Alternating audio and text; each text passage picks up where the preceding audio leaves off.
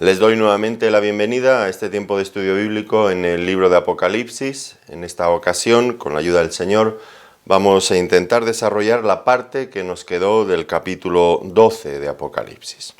Si les parece bien, vamos a comenzar haciendo una lectura nuevamente de todo el capítulo para recordar lo que ya hemos visto y familiarizarnos con lo que tenemos que tratar en esta ocasión. Por lo tanto, Apocalipsis capítulo 12, versículo 1, que dice así: Apareció en el cielo una gran señal, una mujer vestida del sol con la luna debajo de sus pies, y sobre su cabeza una corona de 12 estrellas. Y estando encinta, clamaba con dolores de parto en la angustia del alumbramiento. También apareció otra señal en el cielo. He aquí un gran dragón escarlata que tenía 7 cabezas y 10 cuernos, y en sus cabezas 7 diademas. Y su cola arrastraba la tercera parte de las estrellas del cielo, y las arrojó sobre la tierra. Y el dragón se paró frente a la mujer que estaba para dar a luz, a fin de devorar a su hijo tan pronto como naciese. Y ella dio a luz un hijo varón, que regirá con vara de hierro a todas las naciones. Y su hijo fue arrebatado para Dios y para su trono. Y la mujer huyó al desierto, donde tiene lugar preparado por Dios, para que allí la sustenten por 1260 días. Después hubo una gran batalla en el cielo. Miguel y sus ángeles luchaban contra el dragón, y luchaban el dragón y sus ángeles, pero no prevalecieron ni se halló ya lugar para ellos en el cielo. Y fue lanzado fuera el gran dragón, la serpiente antigua, que se llama Diablo y Satanás, el cual engaña al mundo entero. Fue arrojado a la tierra, y sus ángeles fueron arrojados con él. Entonces oí una gran voz en el cielo que decía: Ahora ha venido la salvación, el poder y el reino de nuestro Dios, y la autoridad de su Cristo. Porque ha sido lanzado fuera el acusador de nuestros hermanos, el que los acusaba delante de nuestro Dios día y noche. Y ellos le han vencido por medio de la sangre del Cordero y de la palabra del testimonio de ellos, y menospreciaron sus vidas hasta la muerte. Por lo cual, alegraos, cielos, y los que moráis en ellos. Ay de los moradores de la tierra y del mar, porque el diablo ha descendido a vosotros con gran ira, sabiendo que tiene poco tiempo. Y cuando vio el dragón que había sido arrojado a la tierra, persiguió a la mujer que había dado a luz al hijo varón. Y se le dieron a la mujer las 2 alas de la gran águila, para que volase de delante de la serpiente al desierto, a su lugar, donde es sustentada por un tiempo y tiempos y la mitad de un tiempo. Y la serpiente arrojó de su boca tras la mujer agua como un río, para que fuese arrastrada por el río. Pero la tierra ayudó a la mujer, pues la tierra abrió su boca y tragó el río que el dragón había echado de su boca. Entonces el dragón se llenó de ira contra la mujer y se fue a hacer guerra contra el resto de la descendencia de ella, los que guardan los mandamientos de Dios y tienen el testimonio de Jesucristo. Bueno, pues si han seguido ya nuestros estudios en la sesión anterior, recordarán que tratamos los 5 primeros versículos que pudimos ver cómo aparecía una mujer que era un símbolo, concluimos, del pueblo de la nación de Israel. También un dragón que, como acabamos de leer, pues esto no requería mucha interpretación porque ya nos lo facilita el texto, dice que era Satanás. Y un hijo que nacería, que vendría de esa mujer, de esa nación, que sería el Mesías, que regiría con vara de hierro a todas las naciones. Esto básicamente fue lo que estuvimos considerando en nuestra sesión anterior. Ahora en el versículo 6, nuestro texto comienza hablándonos de esta mujer de la nación que huye al desierto. Dice el versículo 6 que acabamos de leer: y la mujer huyó al desierto, donde tiene lugar preparado por Dios, para que allí la sustenten por 1260 días. Al acabar el versículo 5, lo que vimos es que se hacía una referencia a la ascensión, a la entronización de nuestro Señor Jesucristo al cielo, un hecho que ocurrió hace 2000 años. Ahora Juan es trasladado por el Señor, por su Espíritu, al futuro, donde nuevamente vuelve a aparecer Israel. bajo la figura, otra vez, de una mujer huyendo, en esta ocasión, al desierto. Han pasado, sin duda, pues mucho tiempo, desde ambos acontecimientos, desde que el Señor Jesucristo ascendió al cielo, al momento en que ahora se nos presenta nuevamente a esta mujer huyendo al desierto. Y hasta este momento han pasado 2000 años casi. Creemos que no va a pasar mucho más tiempo, que estamos en la recta final ya de los últimos tiempos, viendo los acontecimientos que están teniendo también lugar a nuestro alrededor. Ahora, este intervalo de tiempo entre la ascensión del Señor y este futuro todavía que Dios tiene para la nación de Israel, coincide con otro periodo de tiempo, o ha sido descrito ya anteriormente en las Escrituras en otra parte. Me refiero en esta ocasión al profeta Daniel, en el capítulo 9, los versículos 20 al 27. Él allí tiene una visión que está centrada, es muy importante que lo veamos en el contexto, ahí en Daniel 9, está centrada en la respuesta de Dios a las oraciones de Daniel por su pueblo Israel. Y tiene que ver esa visión con el futuro de Israel. Él vio allí se le reveló que un periodo de 70 semanas de años, es decir, en lugar de ser semanas de días, serían semanas de años. Pero, curiosamente, allí esas 70 semanas se dividían en dos grandes bloques. 69 semanas en un comienzo, desde que se diera la orden para reconstruir la ciudad hasta la muerte del Mesías, que tenemos un estudio publicado en nuestro sitio web, escuelabiblica.com, y también en nuestro canal de YouTube, que pueden analizar detalladamente cada uno de los detalles. Ahora no me puedo detener a esto. Pero se cumplió perfectamente, una cosa asombrosa, milimétricamente se cumplió. Pero quedaba todavía otra semana de años, es decir, otros 7 años más. Y lo que se presenta allí es un periodo de tiempo, un espacio entre las 69 primeras semanas y la última semana.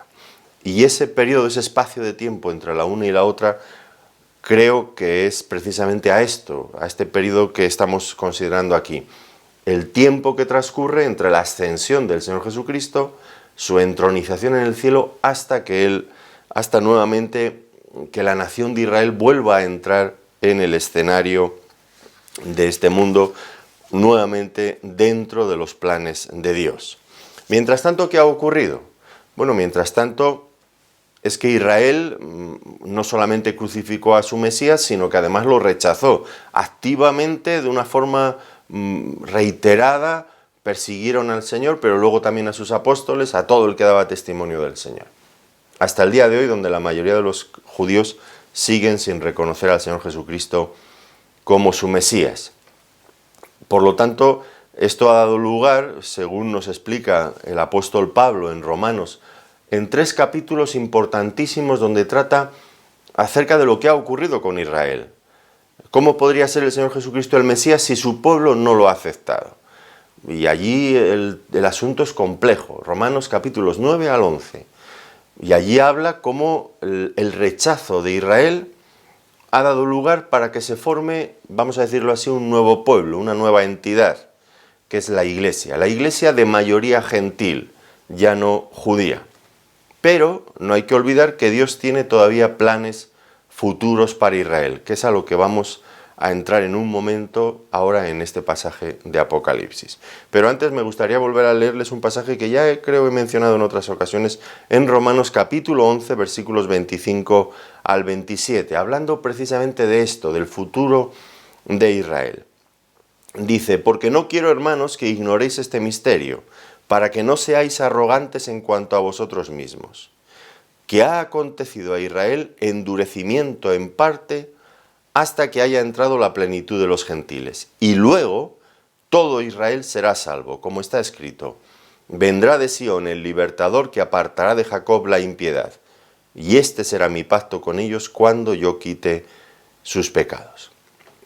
Si leen el contexto, está fuera de toda duda que Israel y la Iglesia son dos entidades totalmente diferentes, bien matizadas en aquel pasaje. No podemos decir que la Iglesia es el Israel moderno. No, son dos entidades diferentes. La Iglesia existe porque Israel rechazó a su Mesías, pero llegará un momento, dice aquí Pablo a Romanos, que habrá entrado la plenitud de los gentiles, es decir, la Iglesia, pues de alguna manera tocará a su fin. Quizás esto coincida con el arrebatamiento de la Iglesia, tal vez pueda ser así. Y luego nuevamente Israel entra en la escena, y entra en la escena y después de un tiempo se van a convertir cuando aparezca en Sion el Libertador, que indudablemente tiene que ver con el Señor Jesucristo, que quitará de ellos sus pecados. Habrá un retorno. Israel volverá a recobrar el protagonismo dentro de los planes de Dios. Y esto ocurrirá, pues como vemos, al final de la historia. Es este periodo, entiendo, el que va a describir a partir de ahora, en cierto sentido, el autor en Apocalipsis. Por lo tanto, estamos en la última semana, ya en este relato de Apocalipsis, la última semana de Daniel. Pero Daniel dividió esa última semana, bueno, no es Daniel, sino Dios que se lo reveló a Daniel, dividió esa última semana en dos bloques, a la mitad, 3 años y medio, 3 años y medio, que es lo mismo que 42 meses, contados como meses de 30 días, que era la fórmula en la que los contaban en estos meses proféticos, tal como aparecen aquí. 3 años y medio, 42 meses o 1260 días. Las tres fórmulas son equivalentes, se refieren a lo mismo. Y lo que nos explicaba Daniel es que en la primera mitad, en los 3 años y medio primeros, pues habría ciertos acuerdos, parece que la cosa iría bien para la nación judía, pero justo a la mitad se levantaría el desolador que haría cesar el sacrificio y la ofrenda. Él mismo se colocaría en el templo de Dios, haciéndose pasar por Dios y exigiendo la adoración, y comenzaría una persecución terrible contra la nación judía. Esto, como les digo, está en Daniel, en el capítulo 9, esto ya concretamente que he mencionado ahora en el versículo 27. Ahora, Apocalipsis ya ha hecho mención de estos 3 años y medio. Lo vimos al principio en el capítulo 11. Allí aparecieron 2 testigos que estaban en Jerusalén, en el templo de Dios, reedificado, predicando la palabra con total libertad. Y lo hicieron durante 3 años y medio. Entendemos que se refiere a ese primer periodo de esa semana, a los 3 años y medio primeros, cuando milagrosamente, tal como explica la Biblia, el templo se habrá reedificado allí y estos 2 testigos podrán estar predicando la palabra allí. Pero después se levantó la bestia que los mató y ahí comenzó un cambio tremendo y una dura persecución para Israel, lo que daría lugar a esta segunda semana de la que ahora vamos a hablar aquí en Apocalipsis, en el capítulo 12. Y esto van a ser, sin duda, esta última semana van a ser tiempos muy difíciles para la nación judía. El Señor Jesucristo la describió como la gran tribulación, cual no la ha habido desde el principio del mundo hasta ahora, ni la habrá. Mateo capítulo 24 y versículo 21. Pero a través de toda esa tribulación, Dios los va a preservar a su pueblo como nación. Y aquí estamos viendo que la mujer, que simboliza a Israel, huyó al desierto donde tiene el lugar preparado por Dios. Ahora, un detalle que a mí me parece que queda claro en todo el desarrollo de este texto, y espero no estar equivocado, es que aunque la nación judía es preservada en el sentido de que es sostenida como nación, no desaparece, Dios cuida de ella, pero eso no quiere decir que no tenga que sufrir una gran tribulación, pero son preservados. Esto a algunas personas les puede parecer contradictorio, pero creo que no lo es necesariamente. La nación es preservada, es cuidada por Dios, bien que van a atravesar por dificultades. Creo que eso es así. Ahora, fíjense que se dice que la mujer fue protegida, huyó al desierto donde es sustentada. Y esta alusión al desierto traería sin duda bastantes recuerdos a los israelitas. Recuerden que allí fueron protegidos, cuidados, guiados, alimentados, sustentados por Dios. El desierto, 40 años después de haber salido de Egipto. También en el desierto Juan el Bautista predicó aquel mensaje poderoso que anunciaba la inminente llegada del Mesías que ya estaba entre ellos. Pero quizás hay un pasaje realmente muy hermoso en el profeta Oseas. Oseas, el capítulo 2, los versículos 14 al 20. Allí, después de esa infidelidad, es presentada la nación judía, tanto el norte como el sur, ya recuerdan que estaban divididos, Samaria al norte, Israel al norte y abajo Judá al sur, rebelados contra Dios, infieles. Y allí al profeta Oseas se le manda algo realmente demoledor. Se le manda que se case con una mujer adúltera, infiel. Y se casa con ella y tiene varios hijos. El primero parece que es de él, parece por el lenguaje que se emplea allí, pero los otros queda bastante evidente que son hijos de fornicación, hijos de sus infidelidades. Y lo que Dios quería transmitir de esta forma tan dramática, tan fuerte, es cómo se sentía Dios frente a las infidelidades del pueblo. Aquel profeta que sufría la infidelidad de su mujer estaba, diríamos así, experimentando en sus propias carnes lo que Dios estaba sufriendo al ver la infidelidad de su pueblo. Y Dios dice allí en Oseas que le castigaría. Eso es el desarrollo del capítulo 1 de Oseas. Dios le castigaría, pero después, y eso es precioso ahí en el capítulo 2, dice, pero yo te buscaré, te llevaré al desierto, te hablaré al corazón. Y allí hay una reconciliación. La mujer, Israel se arrepiente en el desierto, donde es llevada y en la soledad Dios trata con esa mujer infiel y vuelve a ganar su corazón. Bueno, pues el desierto, el lugar de reencuentro entre la nación judía y Dios. Ahora, esta mujer, cómo van cambiando las cosas, ¿no?, a lo largo de este pasaje. Esta mujer que antes aparecía en el cielo radiante, con el sol, la luna, las estrellas, ahora es una pobre mujer perseguida, huyendo al desierto. ¿Por qué este cambio tan radical? ¿Qué ha pasado?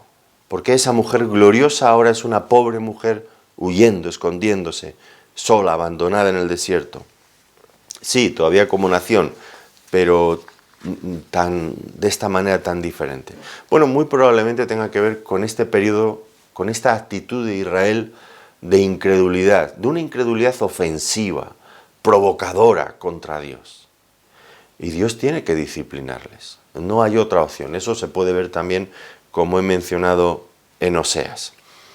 Y finalmente Dios no se olvida de ellos, a pesar de que efectivamente tiene que castigar y disciplinar su pecado. Luego se nos dice que va a haber una batalla, una gran batalla en el cielo, versículos 7 al 9. Después hubo una gran batalla en el cielo. Miguel y sus ángeles luchaban contra el dragón, y luchaban el dragón y sus ángeles, pero no prevalecieron, ni se halló ya lugar para ellos en el cielo. Y fue lanzado fuera el gran dragón, la serpiente antigua, que se llama Diablo y Satanás, el cual engaña al mundo entero, fue arrojado a la tierra, y sus ángeles fueron arrojados con él. Aquí vemos un conflicto espiritual de dimensiones cósmicas. Lo anterior estaba ocurriendo en la tierra, ahora se nos traslada al cielo, una batalla en el cielo entre Miguel y sus ángeles, el dragón y sus ángeles. Y es que una vez más se nos descorre el velo y podemos entrar a través de las Escrituras y ver cómo en este conflicto espiritual que se vive en este mundo no solamente participan los hombres, también participan fuerzas espirituales de maldad en esferas que nosotros no logramos ver, ángeles, seres espirituales poderosos. Una guerra de unas dimensiones que va más allá de lo que muchas veces nosotros como creyentes somos capaces de ver, percibir o incluso imaginar. ¿Cuál es la causa de esta guerra, de este conflicto? Bueno, pues no se nos dice por qué luchan los ángeles de Miguel con los ángeles del dragón, pero suponemos que tiene que ver indudablemente con los propósitos de Dios de cara al establecimiento de su reino en este mundo. Por supuesto, Satanás no tiene ningún deseo de que esto llegue a ocurrir y va a perseguir y va a hacer todo lo posible por obstaculizar esto. Y lanza sus ataques furibundos contra el pueblo de Israel, porque sabe que Dios tiene interés en esa nación y sabe que hay cosas pendientes que cumplir con ellos, y el diablo hace todo lo posible. Ha habido esta cuestión del antisemitismo, este desprecio por los judíos por todo el mundo a lo largo de tantos siglos. Hitler en España, los reyes católicos expulsando a los judíos en unas condiciones deplorables de España, robándoles, matándoles, haciéndoles mil barbaridades. Y a lo largo, los países árabes, musulmanes, odian a los judíos, la mayoría de ellos, con un odio pero enfervorizado, algo irracional. ¿Qué pasa con ese pueblo? No existe un odio tal con ninguna otra nación. Esto ha sido así durante siglos y siglos. ¿Qué pasa? Bueno, sin duda detrás de todo eso está Satanás infundiendo este odio contra Israel, porque sabe que Israel cuenta en los planes de Dios, en el programa divino.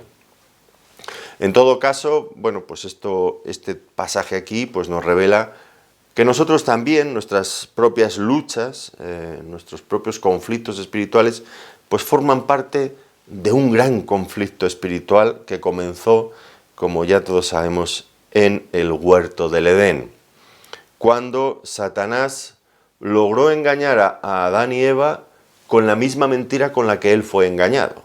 ¿Cuál fue esa mentira con la que Satanás fue engañado y con la que intentó engañar y engañó a Adán y Eva?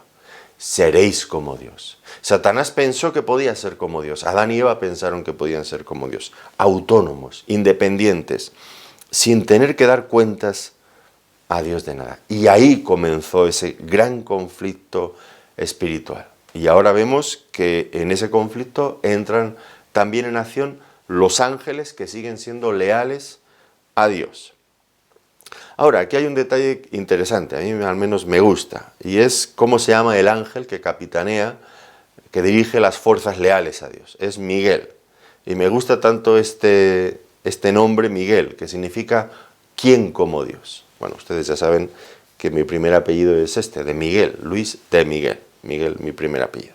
Y me encanta mi apellido. La verdad es que qué bonito, ¿no? ¿Quién como Dios? ¿Quién puede ser como Dios? Este ángel es el que se llama Miguel y tiene un nombre que es muy significativo y muy oportuno en esta lucha. ¿Por qué razón?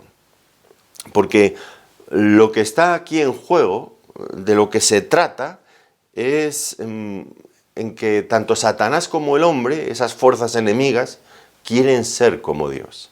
Y Miguel capitanea un ejército que tiene como bandera ¿quién como Dios? Como lema, ¿quién puede ser semejante a Dios? ¿Quién puede ocupar el lugar de Dios en esta creación sino solamente el Dios auténtico y verdadero? Y creo que es oportuno este nombre y creo de alguna manera que revela el contenido, lo que hay detrás de todo esto. Ahora también este Miguel, pues, y sus ángeles, es curioso porque también aparece en Daniel, precisamente allí en el capítulo 10, versículos 13 y versículo 21, y luego también en Daniel, en el capítulo 12, versículo 1. Como príncipe del pueblo de Israel, como fuerzas espirituales que protegen a la nación de Israel y que está al lado de la nación justo en esos días de gran tribulación. Bueno, pues un conflicto de dimensiones cósmicas y no sabemos cómo luchan los ángeles, si luchan con armas, no sabemos si utilizan estrategias. No lo sabemos. Nosotros estamos inmersos en esa lucha y nosotros sí que sabemos que no podemos vencer al diablo de ninguna otra forma si no es por la fe en nuestro Señor Jesucristo, por el poder que nos da la victoria que Él consiguió en la cruz, también por la palabra de Dios. No tenemos otra forma de vencer al diablo. Y aquí vemos el resultado de esta batalla. Satanás y sus ángeles fueron son lanzados fuera del cielo.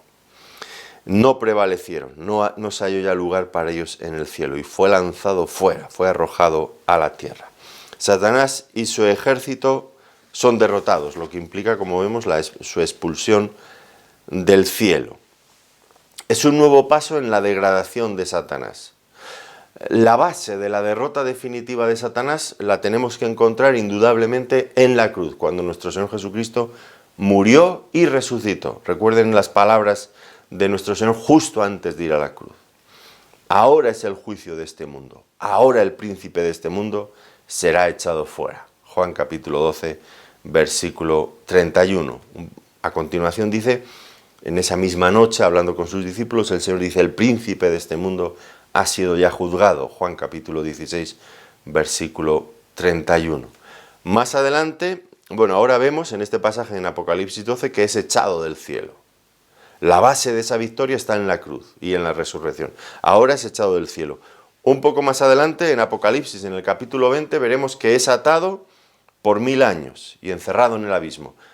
Y finalmente será echado al lago de fuego y azufre que arde eternamente. Y allí será su morada eterna. Eso está en capítulo 20 y versículo 10 de este libro. Es la degradación progresiva de Satanás. Todo comienza, tiene su base en la obra de la cruz. Ahora, para nosotros surgen preguntas, interrogantes. ¿Por qué Dios permite que Satanás tenga acceso al cielo incluso después de la caída del hombre? Porque esto lo vemos. Aparece en Job, en el capítulo 1, para acusar a Job. Aparece en Zacarías acusando también al sumo sacerdote Josué. Aparece acusando en varias ocasiones. Nos dice en Efesios, en el capítulo 6, que en el día de hoy los creyentes no tenemos lucha contra carne ni sangre, sino contra potestades, contra principados, contra huestes de maldad en los lugares celestiales. Estamos todavía inmersos en esa lucha. Algunos, creo que es mi punto de vista, claro, se equivocan cuando piensan que el milenio y que el diablo ya está atado, que es ahora, en esta edad presente. Bueno, eso no coincide con lo que la Biblia dice, porque no olvidemos lo que el apóstol Pedro decía en 1 Pedro capítulo 5 y versículo 8, sed sobrios y velad, porque vuestro adversario el diablo, como león rugiente, anda alrededor buscando a quien devorar.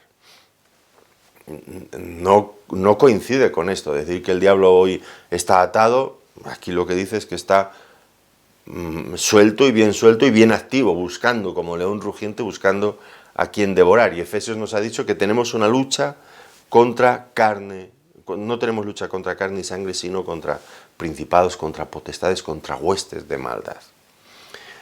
Aunque, como ya el Señor Jesucristo anunció, la victoria está garantizada. Le hemos vencido, porque Cristo es nuestro abogado defensor.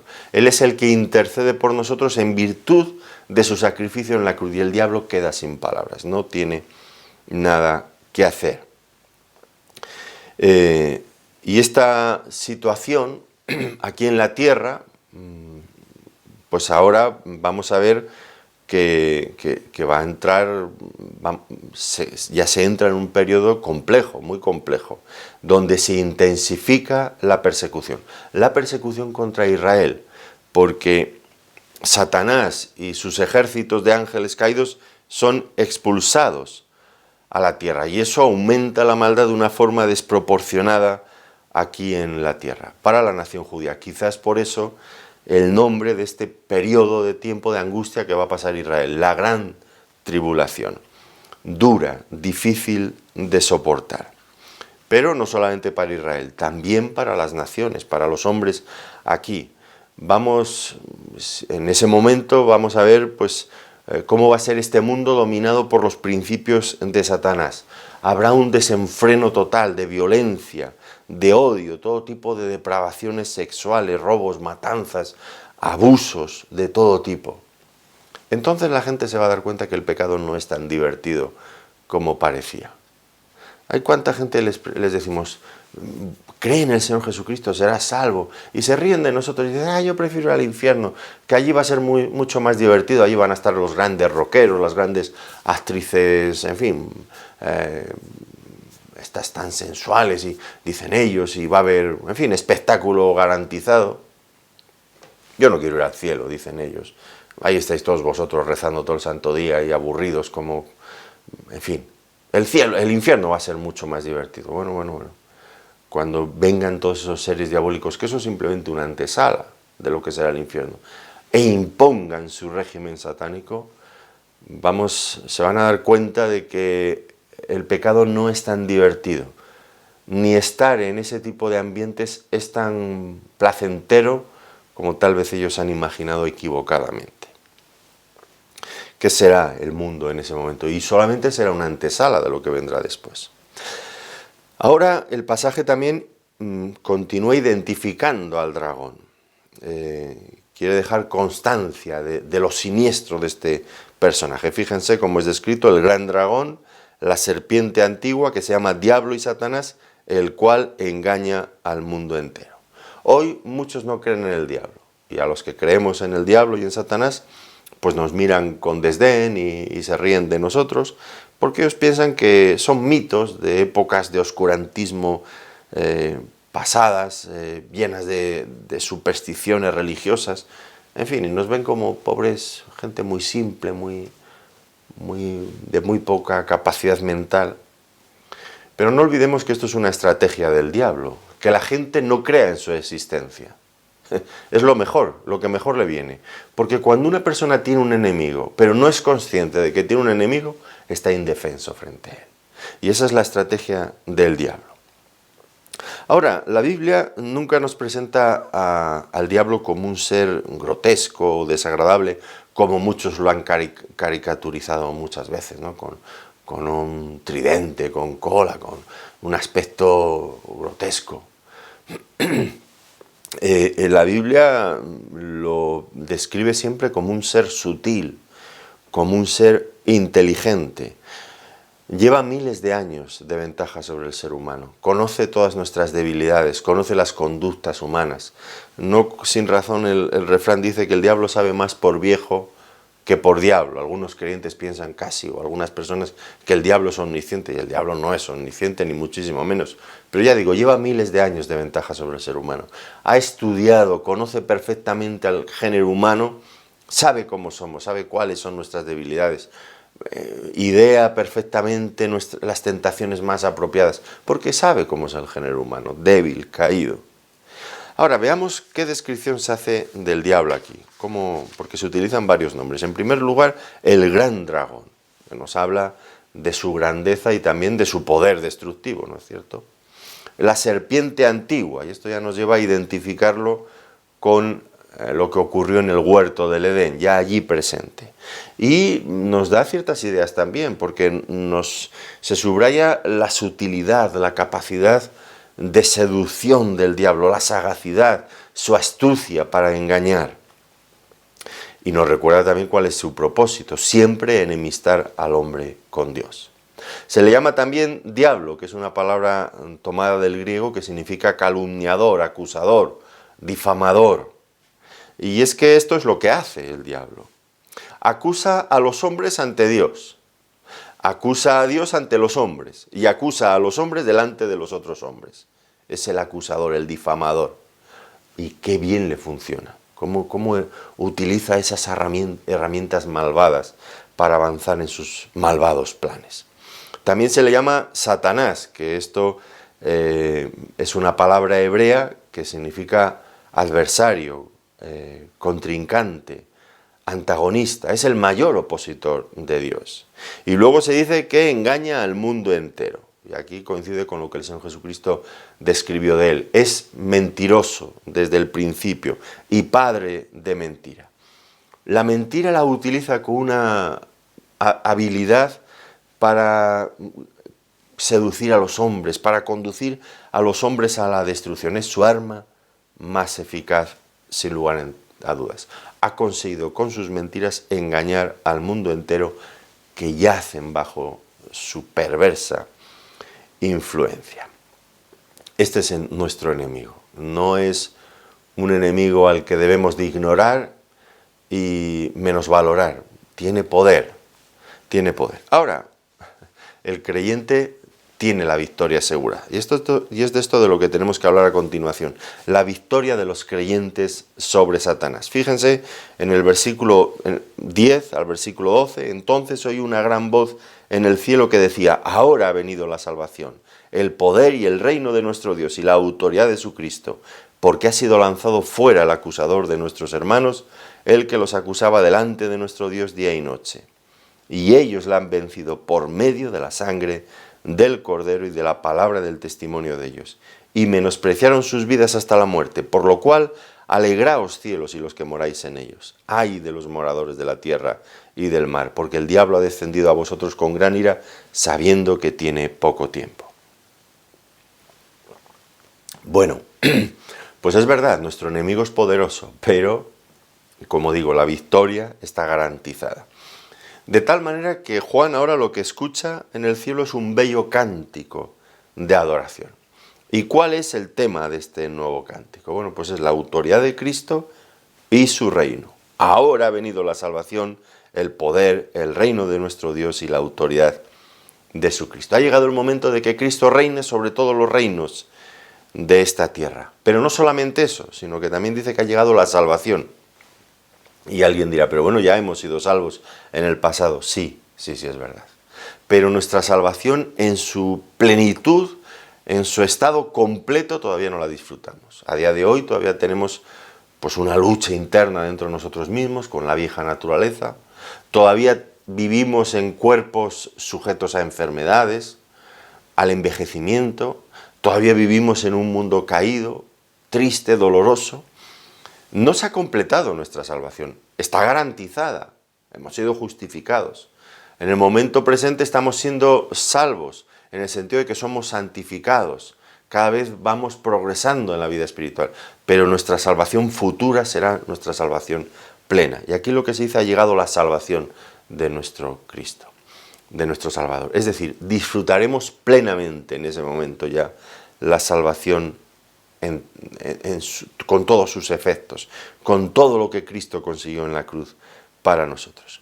Por lo tanto, esta alabanza es doble, porque los creyentes ven aquí, con el hecho de que el diablo y sus ángeles han sido echados del cielo, pues ven ya la proximidad de la venida del reino de nuestro Señor Jesucristo y la derrota final de Satanás. Es verdad que en este momento, cuando es expulsado del cielo, no es su derrota definitiva, pero ya es un paso previo que marca indudablemente su fin. Y el pasaje nos dice que ya él está furioso porque sabe que le queda poco tiempo. Y se celebra también la victoria de los creyentes frente a las acusaciones de Satanás. Ellos la han vencido por medio de la sangre del Cordero y de la palabra del testimonio de ellos, y menospreciaron sus vidas hasta la muerte. Muy importante aquí este hecho. Los creyentes reconocen que su victoria se la debemos enteramente a Cristo, al Cordero. Por medio de su sangre derramada en la cruz, Él ha limpiado todos nuestros pecados. De esa forma, cuando Satanás nos acusa, es verdad, hace acusaciones ciertas a veces, pero no tienen validez ya. ¿Por qué? Porque todo aquello que hemos hecho mal, Cristo ha pagado por ellos y nuestra vida ha sido justificada. Hemos sido declarados justos, no porque seamos justos, sino porque alguien ha pagado nuestras injusticias, de tal forma que nuestra deuda ha quedado completamente saldada. Nuestra victoria depende enteramente de Él. A Él debe de ser dada la gloria, que es lo que hacen aquí en esta escena de adoración celestial nuevamente en Apocalipsis. Fíjense con esto cómo coincide 1 Juan capítulo 4, versículo 4. Hijitos, vosotros sois de Dios y los habéis vencido, porque mayor es el que está en vosotros que el que está en el mundo. Esta es la clave. No hay forma de enfrentar las acusaciones de Satanás si no es descansando en los méritos de Cristo, en la cruz de Cristo. Ahora, aquí tenemos un detalle que me parece también muy interesante. Porque estamos hablando de victoria y estamos al mismo tiempo hablando de momentos de gran dificultad. Victoria en medio de grandes dificultades. Y aquí lo que se nos dice es que ellos le han vencido por medio de la palabra del testimonio y menospreciaron sus vidas hasta la muerte. Fíjense, este testimonio les llevó a los creyentes hasta la muerte. Ellos fueron perseverantes y no se detuvieron ante nada en su testimonio, aceptando incluso el martirio. Estaban dispuestos a poner su propia vida y su lealtad a Cristo por delante de cualquier otra cosa. Serán momentos difíciles cuando el anticristo, el diablo, entre en la escena de este mundo de esta manera ya tan manifiesta. Pues los creyentes, aquellos que confiesen a Cristo, seguramente el sacrificio y la muerte será la norma para todos ellos. Pero el verdadero creyente, vemos aquí, no se doblega ante las persecuciones y las amenazas. Yo cuando pienso en estas cosas, francamente, pues realmente asusta, ¿no? Pensar en lo que implicará el sufrimiento de los creyentes cuando venga el anticristo. Yo no sé si la iglesia habrá sido arrebatada ya en este momento o no, o tendremos que pasar por algún tipo de tribulación también como iglesia. Creo que la Biblia no habla con claridad del momento, habla del arrebatamiento, pero no habla con claridad del arrebatamiento, del momento. Y deja ahí un espacio de duda que podría ser. Y yo me pregunto, ¿yo sería capaz de todo esto? Y evidentemente no lo sería. Yo por mis propias fuerzas no sería capaz de mantenerme fiel ante torturas, ante cosas tan terribles. Pero el hecho es que Dios, a cualquier creyente, a mí incluso, nos sostendrá y nos dará las fuerzas para soportar todo esto. Y esta es mi confianza. Mi confianza está en mi propia debilidad, en que yo soy débil y por lo tanto necesito descansar indudablemente en el poder del Señor. Y creo que lo que está describiendo aquí es esto. Creyentes que no tienen una fuerza sobrehumana, pero que sí que tienen una confianza poderosa en el Señor. Ahora, un detalle aquí me parece sorprendente es que esta persecución, sus propias muertes, no son presentadas aquí en este texto como derrotas, sino todo lo contrario, como victorias sobre el enemigo. ¿Y por qué? Pues porque demuestran que el diablo está equivocado y que es un mentiroso. ¿En qué sentido? Fíjense que, por ejemplo, en aquella intervención de Satanás en el libro de Job, en el capítulo 1 y capítulo 2. ¿Cuál es su planteamiento allí? Bueno, Satanás llega y se presenta ante Dios y dice, bueno, Job te sirve por todo lo que le das. ¿No te fastidia? Claro, le has dado tanto, lo has colmado de beneficios, así cualquiera te sirve. Pero quítaselo, ya verás cómo deja de servirte. Y Dios dice, bueno, vamos a ver. Le quita todo. ¿Y qué dice Job? Desnudo salí del vientre de mi madre, desnudo volveré. Sea Dios alabado. Y alabó al Señor cuando Dios le había quitado todo. Y fue muy doloroso. No solamente sus pertenencias, sino también su familia, sus hijos, en fin. Y vuelve otra vez Satanás a la cara, le dice Dios, ¿has visto, mi siervo Job? Tú me dijiste que, fíjate lo que ha pasado. Y le dice Satanás, sí, pero quítale la salud. Ya verás cómo sí que te maldice. Y Dios le permite a Satanás que intervenga nuevamente sobre Job. Y le quita la salud. ¿Y qué ocurre? Que Job no maldice en nombre de Dios. Y vuelve otra vez a lo mismo, ¿no? Job había demostrado que era mentira lo que el diablo decía. El diablo dice, Dios no vale la pena que lo sirváis. No vale la pena que os esforcéis por Dios. Y tanto Job como estos creyentes aquí en este momento lo que están diciendo es todo lo contrario. Vale la pena servir a Dios. Vale la pena servir a Dios hasta incluso el punto de dar la vida por Dios. Porque no hay nadie más grande, más hermoso, más poderoso que Dios mismo. Por Él vale la pena vivir y por Él vale la pena morir. Esto es lo que le dijo Job. Esto es lo que están diciendo aquí estos creyentes del último tiempo. Y están diciendo que Satanás es un mentiroso porque él dice no vale la pena. Y ellos dicen claro que vale la pena. Claro que vale la pena vivir para nuestro Dios aunque nuestro Dios no nos dé nada. Vale la pena porque Dios en sí mismo ya vale la pena. Este es el argumento. Ahora este anuncio aquí, que estamos viendo, pues es por un lado causa de gozo, pero por otro lado es causa de dolor y tristeza para otros. Causa de gozo, ¿por qué? Porque el diablo ya no está en el cielo, ya no está acusando a los creyentes, eso anticipa su fin inmediato, pero causa de dolor por una segunda razón, porque los moradores de la tierra ahora sufren un incremento notable de la ira del dragón, de Satanás, contra los hombres. Tiene poco tiempo y viene con gran ira, como si ardiera, como si hirviera su ira. El dragón aquí se presenta como una olla hirviendo, una furia incontrolada. Y ahora vamos a ver que el dragón persigue a la mujer y al resto de su descendencia. Esto ya nos lleva al versículo 13, que dice: y cuando vio el dragón que había sido arrojado a la tierra, persiguió a la mujer que había dado a luz al hijo varón. Y se le dieron a la mujer las 2 alas de la gran águila para que volase de delante de la serpiente al desierto, a su lugar, donde es sustentada por un tiempo y tiempos y la mitad de un tiempo.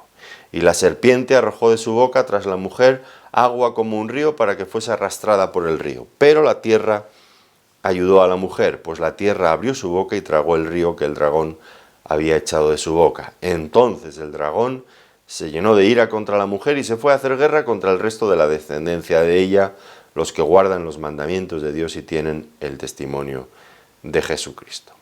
Bueno, el dragón ya no tiene acceso al hijo y a partir de ese momento deriva su ira contra la mujer, contra Israel. Y ya sabemos que a lo largo de los siglos, lo hemos mencionado antes, pues no ha habido nación que haya sufrido un odio y una persecución como el pueblo de Israel. Satanás es su principal promotor, el promotor de todo este odio contra Israel. Ahora, Dios va a poner a salvo a la mujer.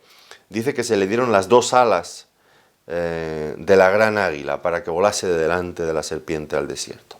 Y es una metáfora. Las 2 alas del águila para que volase, una metáfora que ya había sido usada en el pasado en relación también a Israel cuando fueron sacados de forma milagrosa de Egipto. Fíjense cómo se expresa en Éxodo, en el capítulo 19, versículo 4. Vosotros visteis lo que hice a los egipcios y cómo os tomé sobre alas de águilas y os he traído a mí. Y Dios vuelve a prometer a su pueblo que serán cuidados por él durante 3 años y medio. Un tiempo, tiempos y la mitad de un tiempo, que entendemos que será la segunda parte de esa última semana de Daniel, de las 70 semanas. Y esta huida de los judíos ante las fuerzas de Satanás, pues tampoco es nueva, porque el Señor Jesucristo lo profetizó en su sermón profético. Podemos verlo en Mateo, en el capítulo 24, versículos 15 al 27. Allí hablaba de esta salida. Aunque en el sermón profético del Señor Jesucristo se mezclan, tiene varios niveles de cumplimiento, y hay un primer cumplimiento que tiene que ver seguramente con la invasión de los romanos para destruir Jerusalén, pero desde luego alcanza su clímax y su cumplimiento pleno al final de los tiempos, en el momento que ahora estamos hablando. Dice, por lo tanto, Mateo capítulo 24, versículo 15, por tanto, cuando veáis en el lugar santo la abominación desoladora de que habló el profeta Daniel, el que lee entienda, entonces los que estén en Judea huyan a los montes, el que esté en la azotea no descienda para tomar algo de su casa, y el que esté en el campo no vuelva atrás para tomar su capa. Mas hay de las que estén encintas y de las que críen en aquellos días. Orad pues que vuestra huida no sea en invierno ni en día de reposo, porque habrá entonces gran tribulación, cual no la ha habido desde el principio del mundo hasta ahora, ni la habrá. Y si aquellos días no fuesen acortados, nadie sería salvo. Mas por causa de los escogidos aquellos días serán acortados. Ellos deberían huir. ¿Cuándo deberían huir? Bueno, cuando vieran en el lugar santo la abominación desoladora de que habló el profeta Daniel. ¿A qué se refiere esto? Pues ahí en Daniel se veía que ese personaje siniestro, malvado, el anticristo, pues se ocuparía el templo y se sentaría en el templo haciéndose pasar por Dios y exigiendo la adoración. Es el momento, por lo tanto, de huir. y allí va a ser sustentada, dice, Dios interviene para sustentarla por este periodo de tiempo. En el desierto. Y nuevamente aquí recordamos, traería a la mente de los israelitas pues un sinfín de ideas, ¿no? Sustentada en el desierto, como fue sustentada en el desierto por maná, con el maná durante 40 años en su peregrinación, o como Elías, que fue sustentado también en el arroyo de Keriot, mientras duró la persecución de Acab y Jezabel.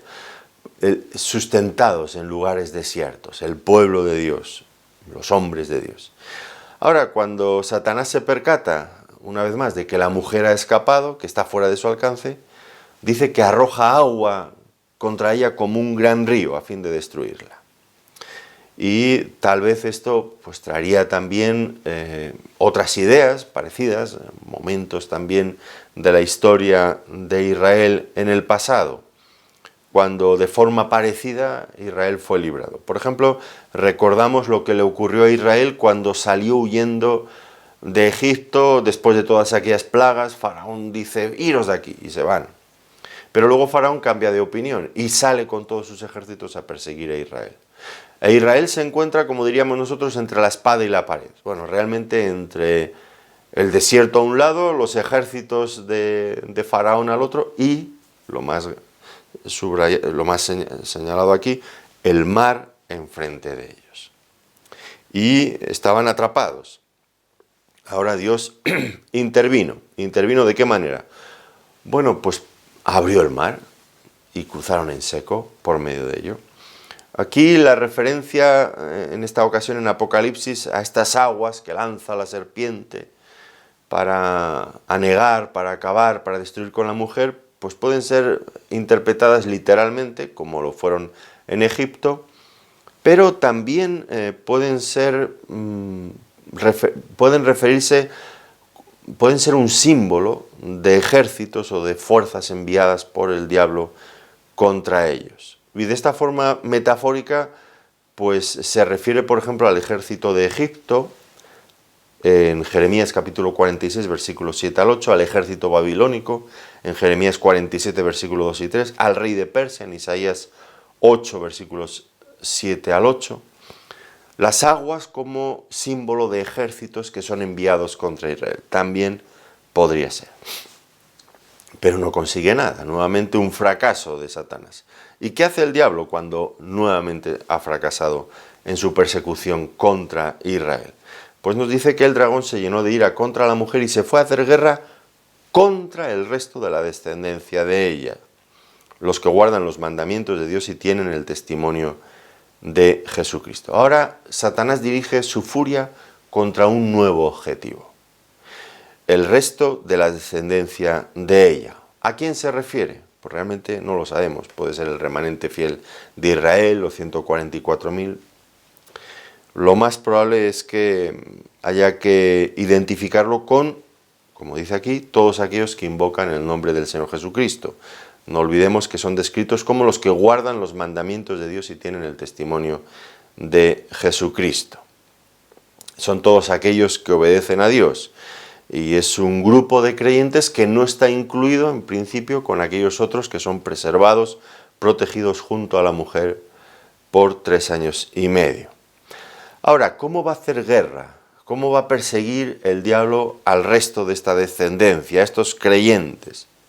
Pues este será el tema del capítulo 13. Allí vamos a ver con bastante detalle la forma en la que el diablo persigue a los creyentes en esa época final. Y veremos que el anticristo, ese personaje siniestro que recibirá el poder y la autoridad del mismo dragón, pues incluso prohibirá comprar y vender a todo aquel que no tenga su marca en la mano o en la frente y que no adore la imagen de la bestia. Será una persecución atroz, terrible, algo muy duro para los creyentes de ese tiempo.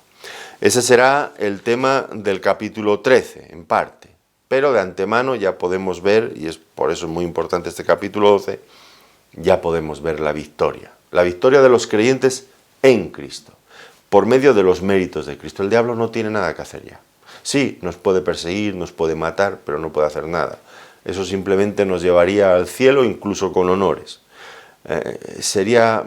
No puede destruir nuestro espíritu, no puede quitarnos la salvación que Dios nos ha dado, no puede quitarnos la gloria que esperamos, todo lo contrario, todo lo contrario. Pero va a ser tiempos difíciles. Es importante que consideremos siempre todo esto, porque nos coloca en situación, a veces estamos inmersos en nuestros pequeños problemas, pero aquí vemos que se trata de algo mucho más grande.